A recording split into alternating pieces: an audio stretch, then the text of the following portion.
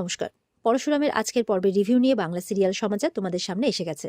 তো আজকের পর্বের রিভিউতে যেটা দেখা যাচ্ছে যে লহরী চ্যাটার্জি তো কর্ণকে বলছে যে আপনি আপাদমস্তক একটা ক্রিমিনাল, তাই তো আপনার সঙ্গে আমি থাকা পছন্দ করিনি। তবে আপনার স্কুলের প্রোগ্রাম থেকে শ্রীহানকে তুলে নিয়ে যাওয়া হলো, কোথায় রেখেছেন তাকে? তাকে বাঁচিয়ে রেখেছেন নাকি মেরে ফেলেছেন? এইভাবে বলছে। তখন বারবার করে জিজ্ঞাসা করতে করতে কর্ণের কলার ধরে নেয়। তখন কর্ণ কিন্তু রেগে গিয়ে লহরীকে চড় মারতে গেলে লহরী বলছে, ও আচ্ছা, আপনি এটা জানেন যে স্কুলের প্রিন্সিপালকে আপনি যে মারতে যাচ্ছেন তার জন্য আমি আপনাকে কি করতে পারি? আপনার কোনো ধারণা আছে আমি কি করতে পারি? তখন কর্ণ বলছে, কিচ্ছু করতে পারবে না। বলছি তো কিচ্ছু করতে পারবে না। আর যে শ্রীহান যার খোঁজ করছো, তার খোঁজ আমি জানি না। আর তারও কোনো খোঁজ তোমরা পাবে না। কিচ্ছু করতে পারবে না। তখন লহরী বলছে, এই আপনাদের মতো অসুরদের বধ করার জন্যই যুগে যুগে অবতাররা আসে। আর এই যুগেও একজন অবতার এসেছে, পরশুরাম। তাই বলছে, আপনি যদি বাজ পাখি হন তাহলে, বলছে, তাহলেও আপনাকেও পোষ মানিয়ে নেবে। একটা কথা ভুলে যাবেন না যে আপনিও কিন্তু একজন পিতা। যদি আপনার ছেলের কিছু হয়ে যায়, হুম? তখন বলছে লহরী, কি বলছো? তুমিও একজন মা। তখন লহরী বলছে, এবার ওরাও ঘুরে দাঁড়াবে, এটা ভুলে যেও না। ওরাও ঘুরে দাঁড়াবে, আর ধ্বংস হবে তুমি, আর ধ্বংস হবে মুখার্জি পরিবার। কর্ণ কিন্তু লহরীর কথায় পাত্তা না দিয়ে চলে যায়। লহরী বলছে, আমি আমার স্কুলের কোনো ছাত্রের কোনো ক্ষতি হতে দেব না। বলছে, ওইটুকু বাচ্চা, ওকে খুঁজে বের করতেই হবে। শ্রীহানের কথা বলছে। ওদিকে দেখা যাচ্ছে পরশুরাম কিন্তু বিজিতকে নিয়ে গিয়ে খুব মারছে। আর বলছে, বল তটিনীর সাথে তোদের গ্যাংয়ের সম্পর্ক কি? তোদের র্যাকেটের সম্পর্ক কি তটিনীর সাথে? বল, পরিষ্কার করে বল। আর তোদের র্যাকেটের সাথে আমার লাট্টুরই বা সম্পর্ক কি? কোথায় রেখেছিস আমার লাট্টুকে? বল। এই বলে যাচ্ছে আর খুব মেরে যাচ্ছে। বলছে, তোদের ব্যাপারে ইনফরমেশন আছে আমাদের কাছে। এশিয়ার 5টা জায়গা জুড়ে তোদের র্যাকেট চলে, আছে ইনফরমেশন। বলছে আর মেরেই যাচ্ছে কিন্তু। আর বলছে, কিন্তু কোনো সলিড এভিডেন্স নেই। বল বল, তোর সাথে তটিনী গাঙ্গুলির সম্পর্কটা কি তোদের র্যাকেটের সাথে? বল। এই বলেই যাচ্ছে। তখন বিজিত মার খেতে খেতে অধৈর্য হয়ে বলছে যে আপনি এইভাবে আমাকে মারতে পারেন না, আমার লয়ার চাই, আমার লয়ার চাই। তখন বলছে, লয়ার চাই না তোর, লয়ার চাই, এ বলে আবার মারছে। বলছে, কিচ্ছু পাবি না, যতক্ষণ না আমি আমার ছেলেকে পাবো ততক্ষণ কিচ্ছু পাবি না। এবার খুব মারছে, বারবার করে বলছে, বল লাট্টু কোথায়, লাট্টু কোথায়, নাহলে শ্যুট করে দেবো। বন্দুক ধরেছে। বলছে, আমাকে যদি শ্যুট করো, আমার গা থেকে যদি এক বিন্দু রক্ত ঝরে, লাট্টু শেষ। বলে, মানে? বলে, হ্যাঁ বললাম তো, লাট্টু শেষ। বলে, বল লাট্টু কি তোর কাছে আছে না নেই? আমাকে শুধু হ্যাঁ না উত্তর দে। তখন বলছে, ফোন দাও। এই বলে ফোন চাইছে একটা। তো ফোন দেয় পরশুরাম তাদের কাছ থেকে। তো এবার বিজিত ফোন করেছে। তো ফোন করে এবার বলছে, লাট্টুর সাথে কথা বলাও। দেখা যাচ্ছে লাউড স্পিকারে দিয়েছে, পা বলে চিৎকার করে উঠেছে লাট্টু।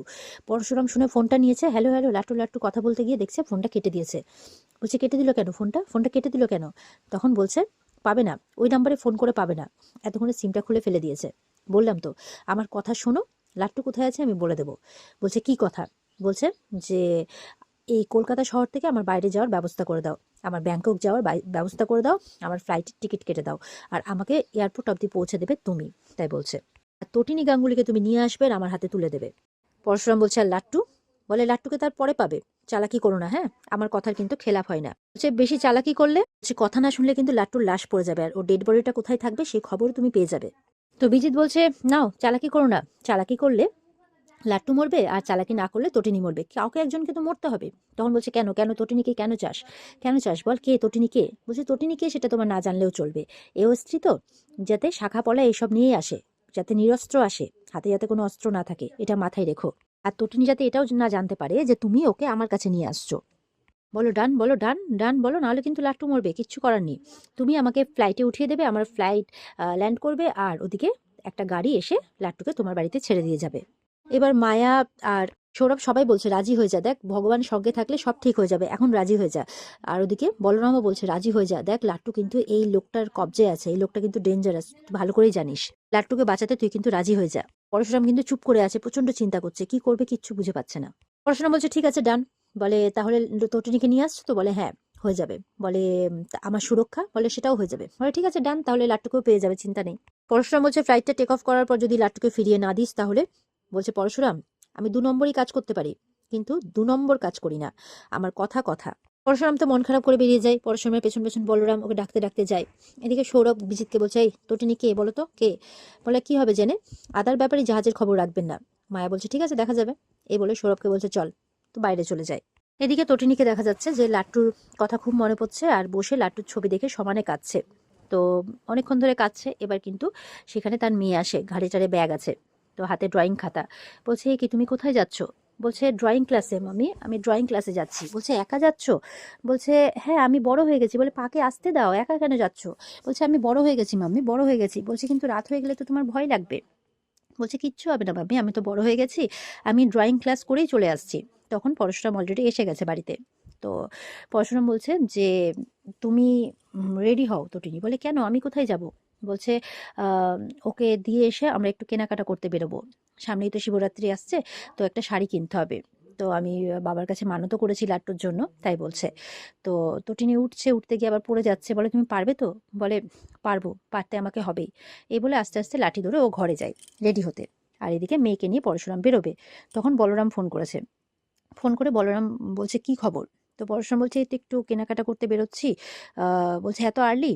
বলে হ্যাঁ। তখন কিছু প্ল্যান ডিসকাস করে নেয় বলরামের সাথে। তো আস্তে আস্তে ডিসকাস করছে, মেয়ে যাতে শুনতে না পায় সাইডে গিয়ে। আর বলছে যে তুই কিন্তু বিজিতের উপরে পুরো লক্ষ্য রাখবি, যাতে যাতে 24 ঘন্টা লোকজন ছড়িয়ে থাকে যাতে, আর ওর উপর যাতে নজর রাখা হয়। আর টিকিটটাও দেখে নিবি। বলে ঠিক আছে, আমি সব দেখে নিচ্ছি। পরশুরাম কিন্তু এবার পিকোকে নিয়ে যাচ্ছে। তো যেতে যেতে পিকো তো একের পর এক প্রশ্ন করছে যে পা, ভাই কি কিডন্যাপ হয়েছে পা? বলছে হ্যাঁ মাম্মি, হ্যাঁ মা, কিডন্যাপ হয়েছে। বলে কেন? বড়রা কেন এরকম করে? আমরা ছোটরা তো কিডন্যাপ করি না, আমরা ছোটরা তো শুধু ঝগড়া করি খেলার সময়। আবার কোনো সময় যদি আমার ভাইয়ের ব্যাট হারিয়ে যায় সেই সময় ঝগড়া করি, কিন্তু তোমরা তোমরা এরকম কেন করো পা? তোমরা তো আমার ভাইকে কিডন্যাপ করে নিলে। এরকমটা বলে যাচ্ছে। আর সমানে কিন্তু কাঁদছে। পরশুরাম তো চিন্তার সাথেই হেঁটে যাচ্ছে। ঠিক সেই সময় মৃণাল ডাকে। বলে আরে শিবুদা, বলছি যে লাট্টুর কোনো খোঁজ পেলে? বলছে না, কোনো খোঁজ পাইনি। তখন বলছে আচ্ছা ও বেঁচে আছে তো না মরে? বলে এই মৃণাল, খুব সাবধান, এরকম কথা বলবে না। লাট্টু বেঁচে আছে আর লাট্টুকে ফিরতেই হবে, ফিরতেই হবে। বলছে না, আসলে লাট্টুর জন্য না পুরো হাউজিং কমপ্লেক্সের শোকের ছায়া পড়ে গেছে। আসলে কিছুদিন আগে নিউজ শুনছিলাম না, কত কত বাচ্চারা নাকি নিখোঁজ হচ্ছে। তাদের আর খোঁজ পাওয়া যাচ্ছে না, তারা মরে যাচ্ছে না বেঁচে আছে, কেউ কিচ্ছু জানতে পারছে না।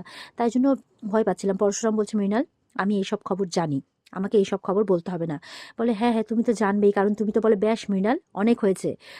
সামনে পিকো আছে আর ও একের পর এক কথা বলে আছে। বলে অনেক হয়েছে। বলে তুমি কোথায় যাচ্ছ পিকোকে নিয়ে? বলছে ড্রয়িং ক্লাস আছে। বলে আচ্ছা ঠিক আছে, তোমাদের একটু বদার করলাম গো। এই বলে চলে যাচ্ছে। যেতে যেতে আবারও ডাকে, আচ্ছা শিবুদা শোনো না, যদি কোনো প্রয়োজন হয় তাহলে আমরা তোমাদের পাশে আছি। বলে না, কেউ পাশে নেই, কেউ পাশে নেই। এই পাড়ার ফ্ল্যাটের লোকেরা ওই পাড়ার ফ্ল্যাটের লোককে দেখতে পারে না, এই বাড়ির লোক পাশের বাড়ির লোককে সহ্য করতে পারে না। যদি সবাই সবার পাশে থাকতো না, তাহলে সমাজটার আজকে এই অবস্থা হতো না। সুতরাং কেউ কারো পাশে নেই, এই কথা বলে কোনো লাভ নেই। তো মৃণাল তো চুপ করে গেছে পরশুরামের কথা শুনে। আর পরশুরাম এরকম কথা বলছে আর এই সমস্ত কথাবার্তা হতে হতেই কিন্তু আজকের পর্ব শেষ হয়ে যায়। তো এই ছিল আজকের পর্বের রিভিউ। ভালো লেগে থাকলে পর্বকে লাইক কমেন্ট করে জানাতে ভুলবে না, আর আমাদের সাথে জুড়তে চ্যানেলকে সাবস্ক্রাইব করতে ভুলবে না। দেখা হচ্ছে তোমাদের সাথে আগামীকালকে। সবাই খুব ভালো থাকবে। আজকের মতো পর্ব এই পর্যন্ত। আর বিস্তারিত দেখতে অবশ্যই স্টার জলসার পর্দায় চোখ রাখবে। টাটা।